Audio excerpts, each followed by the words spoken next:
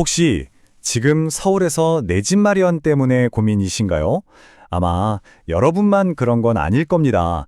지금 서울에서는요, 정말 감당하기 힘든 임대료 때문에 차라리 집을 사버리는 아주 놀라운 현상이 일어나고 있거든요. 세입자에서 구매자로 대체 무슨 일이 벌어지고 있는 건지 지금부터 자세히 한번 들여다보겠습니다. 서울에서 집 구하기, 정말 하늘의 별 따기가 되어가고 있는 걸까요? 지금 집을 알아보고 계신 분들이라면 이 질문이 정말 남의 일 같지 않으실 거예요. 자, 그럼 지금 상황부터 한번 짚어보죠. 서울살이가 점점 더 팍팍해지고 있는데요. 그 중심에는 바로 이 임대료 문제가 있습니다. 정말 감당하기 힘든 무게가 되고 있죠. 이 숫자를 한번 보세요. 44주. 이게 무슨 뜻이냐면요. 서울 아파트 전셋값이 무려 44주 동안 단 한 주도 쉬지 않고 계속 올랐다는 거예요. 거의 1년 내내요.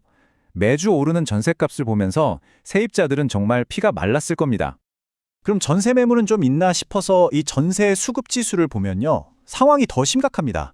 이게 100이 딱 수요와 공급이 맞는 균형점인데 숫자가 높을수록 집은 없고 구하는 사람만 많다는 뜻이거든요.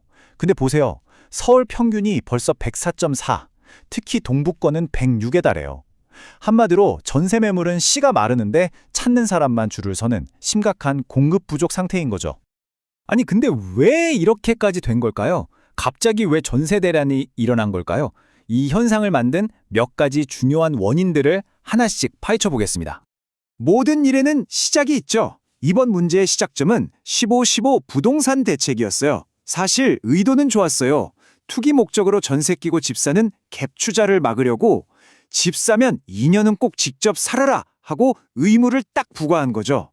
시장을 안정시키려고 한 건데 결과는 누구도 예상하지 못한 방향으로 흘러갔습니다. 결과가 어떻게 됐냐고요? 완전히 반대로 가버렸죠. 집주인들이 나 2년 살아야 되네? 하면서 전세를 내놓는 대신 그냥 자기가 들어와서 살기 시작한 거예요. 그러니 당연히 시장에 나오는 전세 매물은 확 줄어들 수밖에요. 결국 투기 수요를 잡으려던 정책이 진짜 집이 필요한 세입자들의 발목을 잡는 나비 효과를 낳은 셈입니다. 근데 여기서 끝이 아니었어요. 엎친 데 덮친 격으로 대출의 문턱까지 높아졌습니다. 바로 이 DSR 규제 때문인데요. 원래는 집 살 때만 까다롭게 보던 걸 이제는 전세자금 대출까지 포함시켜버린 거예요. 쉽게 말해서 이제 내 연봉에 딱 맞춰서만 돈을 빌릴 수 있게 되니까 세입자들 입장에서는 자금줄이 꽉 막혀버린 거죠. 자, 한번 정리해볼까요? 전세 매물은 사라지고 대출은 막혔어요. 이런 극한의 압박 속에서 젊은 층들이 정말 놀라운 선택을 하기 시작합니다. 바로 매수 유턴. 아예 임대 시작을 떠나서 집을 사버리는 거죠. 젊은 세대들 사이에서 이런 생각이 퍼지기 시작한 거예요. 이럴 바엔 그냥 사고 만다. 어차피 매달 나가는 돈인데 남 좋은 일 시키는 월세 말고 차라리 내 집 대출이자를 내면서 내 자산을 만들겠다. 뭐 이런 거죠. 정말 절박하면서도 어떻게 보면 아주 합리적인 선택입니다.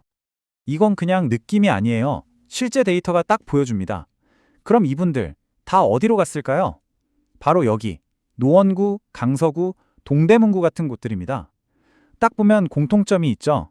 맞아요.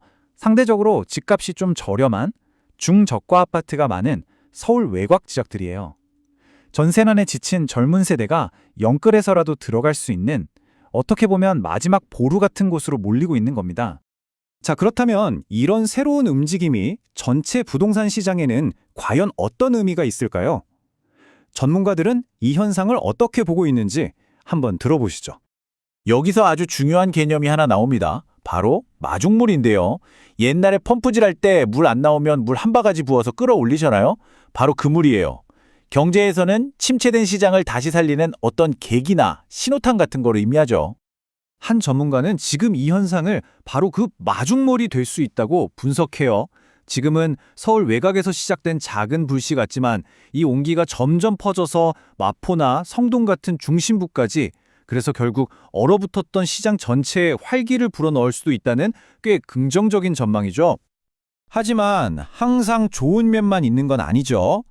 동전의 양면처럼 여기에는 아주 큰 위험도 숨어 있습니다. 모두가 걱정하는 새로운 악순환이 시작될 수도 있다는 거예요. 그러니까 결국 우리는 지금 갈림길에 서 있는 거예요.